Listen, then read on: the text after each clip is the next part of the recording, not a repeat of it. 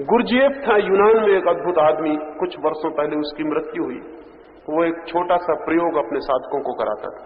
उस प्रयोग का नाम था स्टॉप एक्सरसाइज। एक छोटा सा प्रयोग वो अपने साधकों से कहता था, रुक जाओ। हम यहां बैठे हैं, गुरजीएफ अगर अपना प्रयोग कराता तो वो ये कहता था कि जब मैं कहूं स्टॉप, रुक जाओ, तो जो जहां जैसा है वैसा ही रुक जाए। अगर बोलने के लिए मुंह खोला है तो फिर बंद मत करना, मुंह खुला ही रह जाए।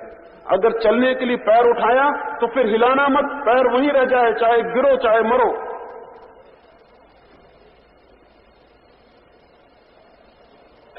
क्यों? ये क्या पागलपन की एक्सरसाइज है? इससे क्या मतलब है?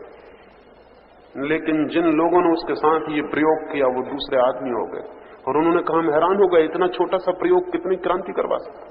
क्योंकि बहुत बल चाहिए इस बात में। आप अपने को धोखा देने की कोशिश करेंगे कि कोई देख तो रहा नहीं, पैर इतना ऊंचा बहुत तकलीफ दे रहा, थोड़ा नीचे करके रख लो। और अगर नीचे करके रख लिया तो किसी और का नुकसान नहीं किया। वो जो चक्र आपके भीतर जिसको विकसित करने के लिए वो एक्सरसाइज थी, वो बेमानी चला गया। लेकिन अगर आपने हिम्मत की और आप खड़े रह गए वैसे ही जैसे आप थे, आंख खुली थी तो आंख खुली रह गई, अब पलक झपेगी नहीं। हाथ ऊपर उठा था तो ऊपर रह गया, मुंह खुला था तो मुंह खुला रह गया, एक पैर ऊपर उठा था एक पैर ऊपर उठा रह गया, कमर झुकी थी तो झुकी रह गई। बहुत तकलीफ हो गई लेकिन अब हिलना भी नहीं है। और इस प्रक्रिया में जो खड़ा रह जाएगा वो अपने को आज्ञा दे रहा है, वो अपने संकल्प को बल दे रहा है। एक बार वो तिफलिस में ठहरा हुआ था गुरजीएफ, रूस के एक छोटे गांव में, अपने 30 मित्रों को लेकर उनको साधना के लिए ले गया था। और उसने कहा था कि 30 दिन निरंतर स्टॉप एक्सरसाइज के सिवाय कुछ भी नहीं करना है। जब भी मैं कहूं स्टॉप तब तुम रुक जाना, जो जहां हो। कोई स्नान करता हो तो वहीं ठहर जाए, कोई भोजन करता हो तो वहीं ठहर जाए, जो जो कर रहा हो बस वैसे ही ठहर जाना जैसे मूर्ति हो गए। पास ही उस तंबुओं के पास जहां वे ठहरे थे एक नहर बहती थी। नहर सूखी थी, कभी कभी उसमें पानी छोड़ा जाता था। सुबह का वक्त था, सारे 30 लोग आसपास घूमने निकले हुए थे। 3 आदमी उस नहर को पार कर रहे थे। सूखी नहर थी, पानी नहीं था। अचानक गुरजीएफ ने अंदर से चिल्लाया, स्टॉप। वो सारे लोग रुक गए, वो 3 लोग भी रुक गए। किसी ने पानी छोड़ दिया नहर का, पानी जोर से भागा हुआ आया। गुरजीएफ तंबू के भीतर बंद है। उन 3 आदमियों की कमर तक पानी भर गया, गले तक पानी भर गया। जब गले के ऊपर पानी बढ़ने लगा तो एक आदमी छलांग लगा के बाहर निकल गया। उसने कहा उसे पता नहीं है, वो तो तंबू के भीतर बैठे हुए हैं और हमारी यहां जान जाने के करीब आ गई। वो बाहर निकल गया। उसे पता नहीं कि उसने एक मौका चूक गया, एक मौका, जबकि पूरा शरीर कह रहा था कि हट जाओ बाहर। तब सिर्फ संकल्प कह सकता था कि नहीं हटते हैं, जान दांव पर लगाते हैं लेकिन बदलेंगे नहीं।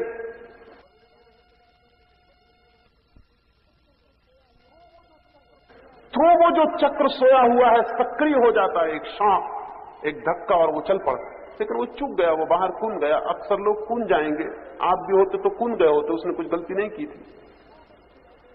2 व्यक्ति रह गए। फिर इसके बाद मुंह तक पानी आ गया और जब नाक तक पानी आया तो दूसरे ने भी सोचा कि अब खतरा है। वो भी छलांग लगा के बाहर हो गए। लेकिन तीसरा आदमी खड़ा रहा।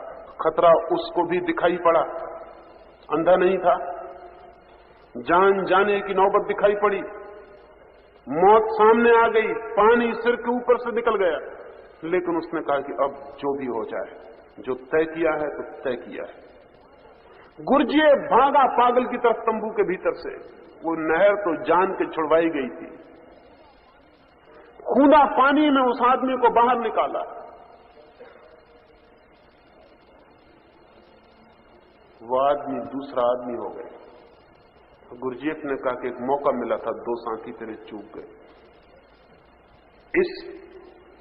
इस दबाव में, इतने तेज दबाव में कि मौत सामने आ गई लेकिन संकल्प नहीं बदला, तो फिर और कब चलेगा वो चक्र? वो चल पड़ा, वो आदमी दूसरा हो गया। अब ये आदमी जो चाहेगा हो जाएगा। ये अपने विचार को कह दे कि रुक जाओ, तो फिर विचार चल नहीं सकते भीतर। ये आदमी कह दे कि सांस रुक जाओ, तो फिर सांस एक बार आगे नहीं चल सकती। ये आदमी कह दे कि मैं इसी वक्त मरता हूं, तो आप पाएंगे कि वो आदमी मर गया। ये आदमी अब जो चाहेगा अपने लिए हो जाएगा। दक्षिण में एक बहुत बड़े संगीतज्ञ का जन्मदिन मनाया जाता था, कोई 300 वर्ष पहले की बात। बहुत बड़े बड़े मित्र थे उसके, बहुत बड़े बड़े शिष्य थे, बड़े राजा महाराजा थे। उन सब ने मिलकर उसका आयोजन किया था। उसकी 60वीं वर्षगांठ मनाई जाती थी। उसके हजारों शिष्य अपनी अपनी भेंटें लेकर आए थे। एक गरीब फकीर भी उसका शिष्य था, जो सड़कों पर तंबूरा बजा के भीख मांगता था। उसके पास तो कुछ भी नहीं था। आधी रात बीत गई, सारी भेंटें देकर लोग जा चुके, तब वो भिखारी द्वार पर आया और उसने द्वारपालों से कहा, मुझे भीतर जाने दें, अपने गुरु को मैं भी कुछ भेंट देना चाहता हूं। लेकिन उसके हाथ खाली थे, कपड़े फटे थे। उस द्वारपाल ने कहा, तुम्हारे पास कुछ दिखाई नहीं पड़ता? उसने कहा, मैं तो हूं। द्वारपाल ने कहा, कोई पागल है, जाने दो, चले जाओ। ठीक है। वो भीतर गया। सारे लोग विदा होने के करीब है। सारा भवन भेंट की चीजों से सजा है, करोड़ों रुपए की भेंट आई है। तब उस भिखारी ने जाके गुरु के चरणों में सिर रखा और उसने कहा कि मैं भी एक भेंट लाया हूं, क्या आप स्वीकार करेंगे? गुरु ने भी देखा, उसके हाथ खाली हैं और कुछ भी नहीं। उसने कहा, लेकिन भेंट कोई दिखाई नहीं पड़ती। उसने कहा, मैं जो हूं। वो हाथ जोड़ के खड़ा हुआ। उसने कहा कि परमात्मा, मेरे पास तो देने को कुछ नहीं, मेरी उम्र मेरे गुरु को मिल जाए। उसने ये कहा और उसकी सांस खत्म हो गई। वो वहीं मरा हुआ गिर पड़ा। ये आदमी में क्या रहा होगा? किसने कहा कि मेरी उम्र? कितनी बार आपने नहीं कहा है लोगों से कि मेरी उम्र आपको मिल जाए? वो नहीं मिलेगी, आप भी जानते हैं, दूसरा भी जानता है। लेकिन आज्ञा चक्र उपलब्ध हो जाए तो कभी भूल के ऐसी बात मत कहना किसी से। लोग कहते हैं कि संत पुरुष किसी के संबंध में कोई बुरी बात नहीं कहते। उसका कोई कारण ये नहीं है कि संत पुरुष बुरी बात नहीं कह सकते। बुरी बात कह सकते हैं, लेकिन कहना खतरनाक साबित हो सकता है। उतने संकल्प से निकली बात सार्थक हो सकती है। उतने संकल्प से दिया गया विचार बहुत सजीव हो जाता है। उसमें एक ऊर्जा और एक शक्ति मिल जाती है। हम कहते हैं लोगों से कि मन शांत नहीं होता, बहुत बैठते हैं, बहुत ये करते हैं, मन तो अशांत रहता है, चंचल रहता है। रहेगा, क्योंकि आपको पता ही नहीं कि इसको कहा जा सकता है रुक जाओ और इसे रुकना पड़े। लेकिन रुक जाओ में कोई बल तो चाहिए। जीसस के बाबत मैंने सुना है, जीसस और उनके दो मित्र एक झील पर एक नाव में सवार, जोर का तूफान आ गया और जीसस सो रहे हैं एक कोने में। उनके मित्रों ने आके हिलाते हैं कि नाव डूबने के करीब है, खतरा है, उठिए, और आप सो रहे हैं। जीसस कहते हैं कि मैं तो अभी थोड़ा सो लूं, रात भर का थका हूं, खतरा है तो तुम जूझो। लेकिन नाव डूबने के करीब होने लगी, अब डूबी, अब डूबी। वो मित्र फिर आए, उन्हें बड़ा क्रोध भी आया कि हम मर रहे हैं, डूब रहे हैं, और यह आदमी सो रहा है। जाके जीसस को उठाया। जीसस ने कहा, जाओ और झील को कह दो कि शांत हो जाओ। उन्होंने कहा, पागल हो गए, झील किसी की मानती?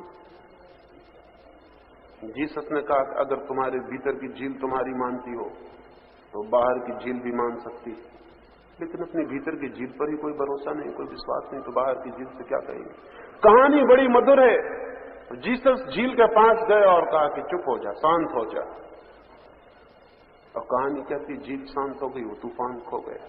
बाहर की झील हुई हो या न हुई हो ये सवाल नहीं है, लेकिन भीतर के झील के बाबत मैं भी आपको यह आश्वासन दिलाता हूं कि अगर एक बार कहने का बल आ जाए और भीतर कोई मुड़ के कह दे कि बस, तो भीतर सन्नाटा छा जाता जिससे कोई तूफान नहीं, कभी था ही नहीं। लेकिन हम रोते धोते चिल्लाते हैं, बहुत सामायिक करते हैं, प्रार्थना करते हैं, नमोकार पढ़ते हैं, न मालूम क्या क्या करते हैं, कुछ होता नहीं, होगा भी नहीं।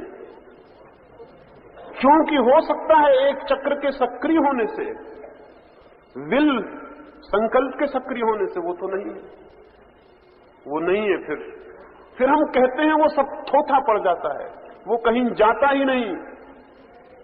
जो भी हम चाहते हैं वो सिवाय इस चक्र के और कहीं से भीतर प्रवेश नहीं कर सकता है। इसलिए ध्यान में उस चक्र पर जोर से नजर रखनी। और ये बड़े रहस्य की बात है कि जितनी गहरी उस पर नजर हो उतनी ही शीघ्रता से वो सक्रिय हो जाता है।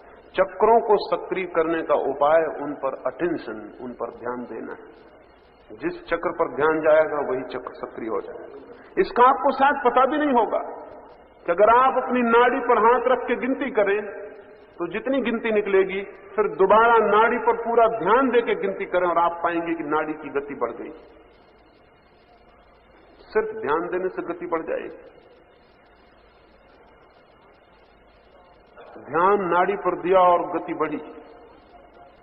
आप श्वास पर बैठ के 5 मिनट ध्यान दें और आप पाएंगे कि श्वास गहरी